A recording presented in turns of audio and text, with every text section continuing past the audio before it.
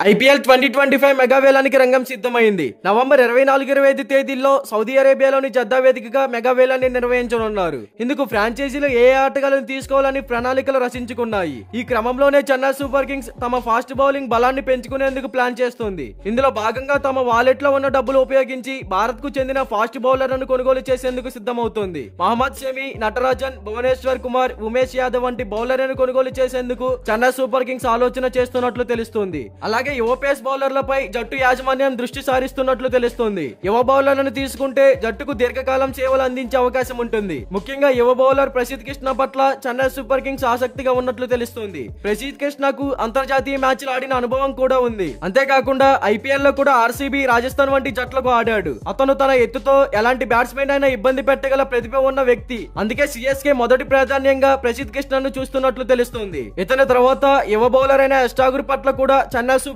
Kings ఆసక్తిగా ఉన్నట్లు కనిపిస్తోంది. లక్నో తరపున ఆడుతున్న ఎస్టాగర్ ను జట్టులోకి తీసుకుంటే ధోని లాంటి మెంటర్ తప్పకుండా అతడిని గొప్ప ఆటగాడిగా తీర్చిదిద్దుతాడని భావిస్తోంది. మరో బౌలర్ మధ్వాల్ పై కూడా చెన్నై జట్టు యాజమాన్యం ఆసక్తిగా ఉన్నట్లు తెలుస్తుంది. గత సీజన్ లో ముంబై జట్టుకు ఆడిన మధ్వాల్ అద్భుతంగా బౌలింగ్ చేశాడు. వీరిలో ఎవరినో ఒకరిని లేదా ఇద్దరినైనా చెన్నై సూపర్ కింగ్స్ వేలంలో కొనుగోలు చేయాలని ప్లాన్ చేస్తున్నట్లు సమాచారం. మరి ఈ ముగ్గురులో చెన్నై సూపర్ కింగ్స్ టీమ్ లోకి ఎవరు వెళ్తే బాగుంటుంది అని మీరు అనుకుంటున్నారో కామెంట్ చేయండి. ఇలాంటి ఐపీఎల్ యాక్షన్ అప్డేట్స్ కోసం మన ఛానల్ ని సబ్స్క్రైబ్ చేసుకోండి. అలాగే ప్రక్కనే ఉన్న గంట సింబల్ ని యాక్టివేట్ చేసుకోండి. Thank you for watching.